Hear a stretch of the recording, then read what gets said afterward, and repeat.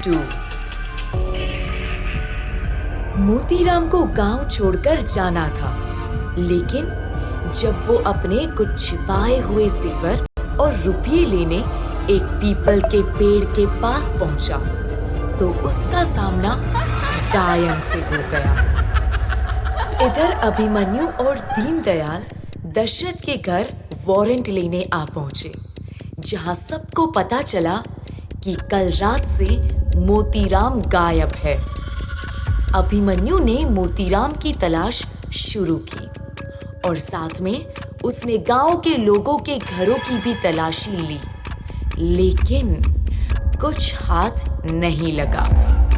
मगर जब अभिमन्यु और दीनदयाल लाल सिंह के घर पहुंचे, तो वहां घर के बैकयार्ड में उन्हें कुछ ऐसा दिखाई दिया जिसने दोनों को हैरत में डाल दिया। उनकी आंखें हैरानी से फटी की फटी रह गई।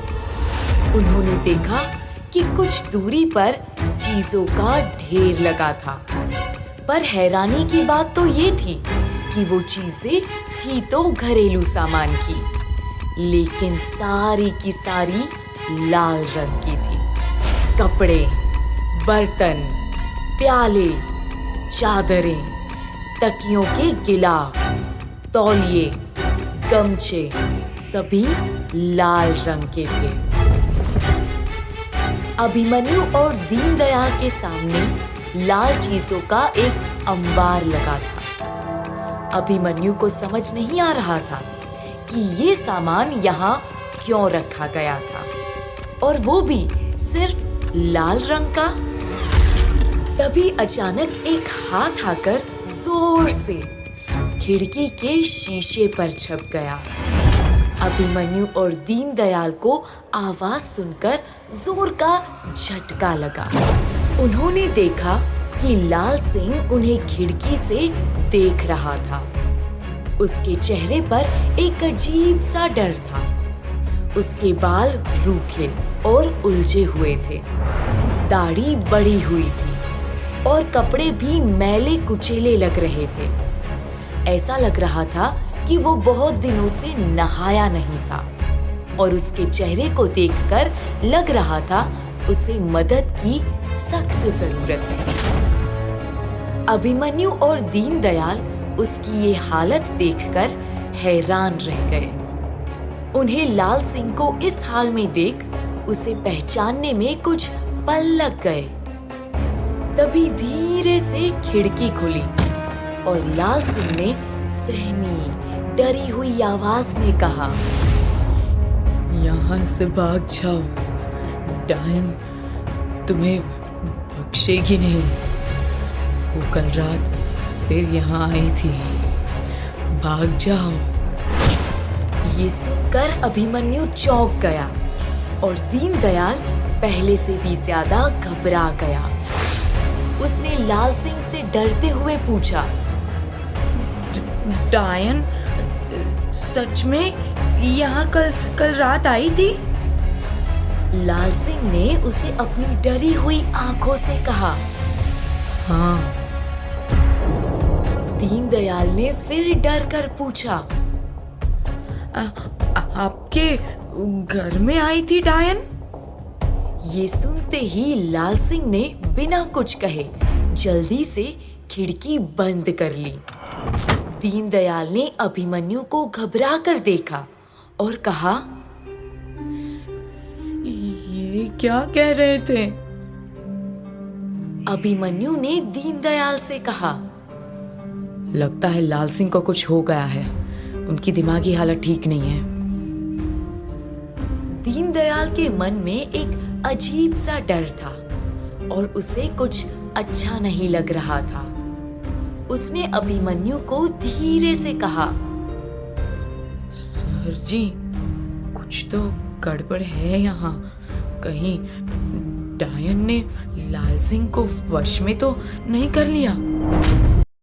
दीनदयाल ये बोलकर ही घबरा गया था। उसने उन सारी लाल चीजों के ढेर की तरफ इशारा करते हुए कहा, ये सब बहुत अजीब है और लाल सिंह की हरकतें देखकर मुझे लगता है कि डायन अभी भी यहीं आसपास है। अभिमन्यु को ये सब सुनकर बहुत गुस्सा आ रहा था।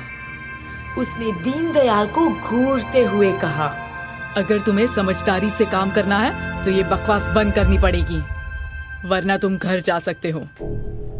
दीनदयाल समझ गया कि अभिमन्यु का इशारा किस तरफ है और उसने सोचा कि इस वक्त चुप रहना ही बेहतर होगा। उसने अपनी कलाई पर बंधे धागे की ओर देखा और मन ही मन भगवान से प्रार्थना की कि वो सबकी रक्षा करें।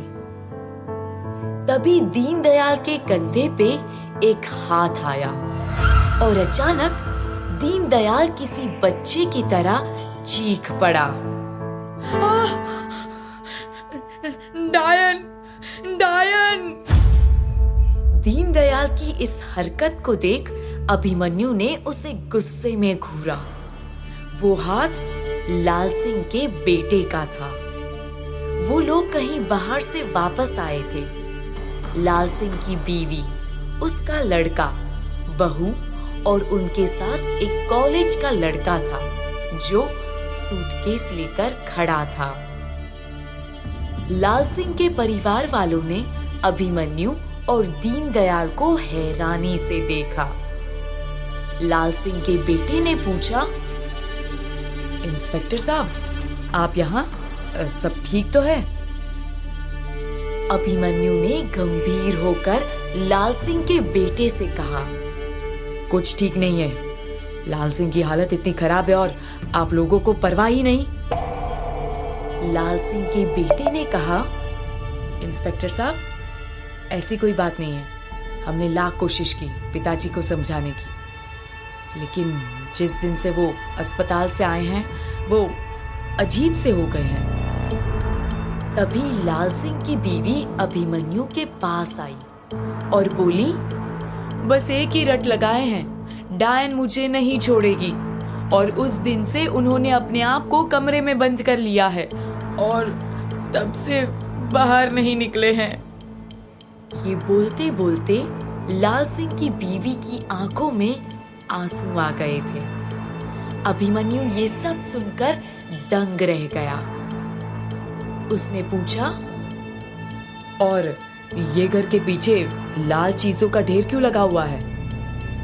लाल सिंह के बेटे ने कहा, जब से पिताजी डायन के चुंगल से बचकर घर आए हैं तब से उन्हें लाल रंग से डर लगने लगा है, इसलिए उन्होंने सारी लाल रंग की चीजें फिकवा दी हैं। अभिमन्यु ये सब हैरत से सुन रहा था। तभी उसकी नजर उस कॉलेज के लड़के पर पड़ी जो सूटकेस लिए ये सब सुनकर हैरान परेशान हो रहा था। वो लड़का लाल सिंह का पोता सूरज था, जो अभी थोड़ी देर पहले ही बलिया से आया था। उसने लाल सिंह के बेटे के पास आकर पूछा, पापा, क्या हुआ है दादाजी को? ये सब डायन, लाल रंग, क्या चल रहा है? लाल सिंह के बेटे ने बात घुमाते हुए सूरज से कहा, कुछ नहीं बेटा, तुम अंदर जाओ, सफर करके थक गए होंगे ना। उसने अपनी बीवी को इशारा किया और उसकी बीवी सूरज को लेकर अंदर चली गई। लाल सिंह के बेटे ने अभिमन्यु को बताया कि वो लोग कुछ देर पहले ही बस स्टैंड गए थे सूरज को बलिया से लाने। वो बलिया यूनिवर्सिटी में पढ़ रहा था और गर्मी की छुट्टी के लिए घर आया है। उसे इन सब घटनाओं के बारे में मालूम नहीं है। अभिमन्यु ने अब लाल सिंह से मिलना चाहा तो लाल सिंह के परिवार वाले उसे घर के अंदर ले गए। लाल सिंह के कमरे के दरवाजे पर 3 ताले लगे थे। ये देखकर अभिमन्यु और दीनदयाल का सिर चकरा गया। अभिमन्यु ने तुरंत पूछा, 3 ताले क्यों लगे हैं दरवाजे पर? लाल सिंह की बीवी बोली। उन्होंने ही लगवाए हैं ताकि डायन अंदर उनके कमरे में ना आ जाए। अभिमन्यु ने फौरन लाल सिंह के बेटे को कहकर ताले खुलवाए। जैसे ही ताले खुलने की आवाज आई, अंदर से लाल सिंह चिल्लाया, उसे अंदर मत आने देना, सबको मार डालेगी वो, सबको मार डालेगी। लाल सिंह के बेटे ने जोर से कहा। पिताजी, आपसे इंस्पेक्टर साहब मिलने आए हैं, आप डरिए मत, हम बाहर ही हैं। लाल सिंह के बेटे ने दरवाजा खोला और अभिमन्यु और दीनदयाल कमरे के अंदर गए। कमरे को देखकर दोनों के होश उड़ गए। कमरा एकदम खाली था। उसमें सीलन और बासी हवा की बदबू आ रही थी। लाल सिंह एक कैद जानवर जैसा लग रहा था। कमरे में ना तो कोई फर्नीचर था और ना ही कोई पंखा था। सिर्फ फर्श पर एक गद्दा बिछा था। कमरे में फैली बदबू के मारे अभिमन्यु और दीनदयाल ने अपनी नाक ढक ली।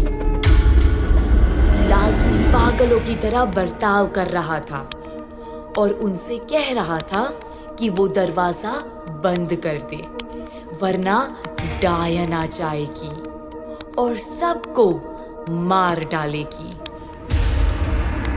बड़ी मुश्किल से अभिमन्यु और दीनदयाल ने लाल सिंह को शांत किया और भरोसा दिलाया कि उसके साथ कुछ बुरा नहीं होगा। अभिमन्यु ने दीनदयाल से गंभीर होकर कहा, हमें लाल सिंह को अभी के अभी अस्पताल ले जाना होगा, इसकी हालत बहुत खराब है। ये सुनकर लाल सिंह चिल्लाया, मैं कहीं नहीं जा रहा और आप दोनों को भी नहीं जाने दूंगा। ये कहकर लाल सिंह ने फौरन दरवाजा बंद कर दिया और दरवाजे के सामने खड़ा होकर उनको पागलों की तरह देखने लगा। दीनदयाल को डर लगने लगा कि अगर वो दोनों इस कमरे में बंद हो गए तो जरूर घुटन से ही मर जाएंगे। दीनदयाल ने घबराते हुए कहा, जल्दी से कुछ कीजिए सर जी, मुझे बंद कमरों से घुटन होती है, जी घबराता है मेरा। दीनदयाल ये सब कहकर लंबी लंबी सांस लेने की कोशिश करने लगा।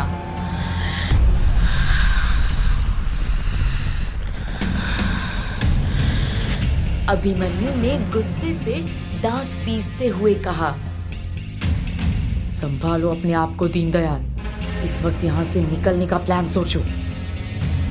दीनदयाल ने अपने आप को थोड़ा शांत किया। अभिमन्यु धीमे कदमों से लाल सिंह के पास गया और एक छोटे बच्चे को समझाने वाले स्वर में बोला, आप क्यों इतनी टेंशन ले रहे हैं? कुछ नहीं होगा आपको, मैं और दीनदयाल यहीं आपके साथ रहेंगे, ठीक है? दीनदयाल ये सुनकर हक्का बक्का रह गया और उसने तपाक से कहा, क्या बोल रहे हैं सर जी? अभिमन्यु ने उसे ऐसा घूरा कि दीनदयाल तुरंत ही चुप हो गया। अभिमन्यु ने फिर से लाल सिंह को उसी नरम आवाज में कहा, लेकिन अगर हम आपके साथ रहेंगे तो फिर उस डायन को कैद कैसे करेंगे? लाल सिंह ने अभिमन्यु की बात सुनकर गौर किया। अभिमन्यु ने मौके का फायदा उठाकर उसको तसल्ली दिलाई और कहा,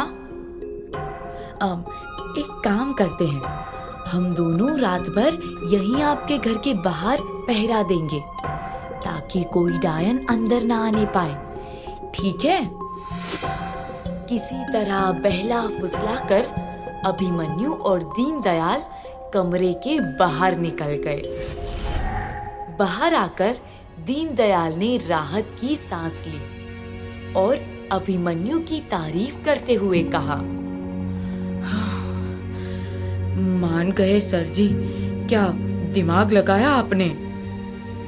अभिमन्यु ने उसे सख्ती से कहा, अब इस प्लान को आगे बढ़ाने में तुम अभी के अभी बलिया से 2 कांस्टेबल बुलाकर लाल सिंह के घर के बाहर पोस्टिंग पर डालो। अभिमन्यु ने लाल सिंह के परिवार वालों को कहा कि आज रात वो लाल सिंह के लिए 2 कांस्टेबल भेजेंगे, लेकिन कल सुबह उनको किसी भी तरह हॉस्पिटल में भर्ती करवाना ही पड़ेगा। लाल सिंह के परिवार वालों ने अभिमन्यु और दीनदयाल का शुक्रिया अदा किया और फिर दोनों वहां से निकल गए। जब वो घर आए तो अभिमन्यु ने आयुषी को आंगन में किसी से बात करते देखा। आयुषी ने अभिमन्यु को देखा और तुरंत फोन काट दिया। वो अभिमन्यु के पास आकर गुस्से से बोली, मैं तुमसे कह देती हूँ, मेरी बहन से दूर रहो, वरना मैं तुम्हें छोड़ूंगी नहीं। और ये बोल वो तुरंत वहां से निकल गई। अभिमन्यु उसका ये अंदाज देखकर दंग रह गया। उसे जरा भी अंदाजा नहीं था कि अचानक आयुषी ने उसे ये सब क्यों कहा। दीनदयाल ने डरते हुए धीमे से पूछा, आपने फिर से कुछ पंगे तो नहीं लिए इनके साथ? अभिमन्यु ने कहा, पागलों के साथ पंगा लेने का मुझे कोई शौक नहीं। इन दोनों बहनों को पागलपन के दौरे पड़ते हैं, इन्हें अकेला छोड़ देना ही अच्छा है। आयुषी चुपचाप गुमसुम सी एक कोने में आकर बैठ गई। प्रीति ये देख परेशान हो गई और उससे पूछा, तू ठीक है? आयुषी ने बिना उसे देखे जवाब दिया, हाँ जी, सब ठीक है। पर कुछ ठीक नहीं था। आयुषी सोच रही थी कि उस रात प्रीति ने अभिमन्यु के वहां होने के बारे में उससे झूठ क्यों बोला। प्रीति ने क्यों नहीं बताया कि अभिमन्यु खाना लेने आया था। क्या उन दोनों के बीच कुछ चल रहा था? तभी आयुषी के मोबाइल पर एक मैसेज आया। मैसेज देखते ही उसके चेहरे पर कुछ रौनक आ गई। प्रीति ने आयुषी के मूड में अचानक बदलाव देखा और उसे छेड़ते हुए पूछा, अब तेरा मूड कैसे बदल गया? किसका मैसेज है? आयुषी ने प्रीति को देखते हुए कहा, श्वेता का मैसेज है, हमारी लड़ाई हो गई थी। ये कहकर आयुषी बाथरूम में चली गई। प्रीति मुस्कुराने लगी। उसे अपने कॉलेज के दिन याद आ गए, जब उसकी सहेलियों के साथ लड़ाइयां होती थी। लेकिन प्रीति ये नहीं जानती थी कि आयुषी की मुस्कुराहट के पीछे श्वेता नहीं, बल्कि कोई और था। बाथरूम में आयुषी ने तुरंत अपनी फ्रेंड श्वेता को फोन किया और कहा, तुमने वाकई उसका एड्रेस ढूंढ निकाला? मुझे तो यकीन ही नहीं होता। श्वेता ने कहा, हाँ, पर तुम एक बार फिर सोच लो। आयुषी ने कहा, मैंने सोच लिया है, आज रात मैं उससे मिलने जाऊंगी। इस बार मैं ये मौका गंवाना नहीं चाहती। श्वेता ने फोन पर कहा, आयुषी, तू पूरी पागल है। सीनियर है वो तेरा, तुझे घास तक नहीं डालता, फिर क्यों उसके पीछे पड़ी है? आयुषी बोली, मैं उस पर अपना जादू चला कर ही रहूंगी। तू टेंशन मत ले, मुझे पता है उसे कैसी लड़की पसंद है। चल, ओके बाय। ये कहकर आयुषी ने फोन काट दिया। आयुषी अपने कॉलेज के सीनियर सूरज पर फिदा थी। हाल ही में उसे पता चला था कि सूरज चकिया गांव से था और आज ही अपने घर आया था। सूरज वही बंदा था जिसे अभिमन्यु आज मिल चुका था। वो लाल सिंह का पोता था। आयुषी ठान चुकी थी कि चाहे कुछ हो जाए, आज रात वो सूरज को अपने दिल की बात कह कर रहेगी। लेकिन उसे ये नहीं मालूम था कि आज की रात उसके लिए भयानक साबित होने वाली थी। ऐसा क्या होने वाला है आयुषी के साथ? क्या आयुषी सूरज से मिल पाएगी? क्या अभिमन्यु लाल सिंह को अस्पताल ले जा पाएगा? क्या अभिमन्यु लाल सिंह के जरिए किसी सुराग तक पहुंच पाएगा? क्या अभिमन्यु को आयुषी के अफेयर के बारे में पता चल जाएगा? जानने के लिए सुनिए अगला एपिसोड।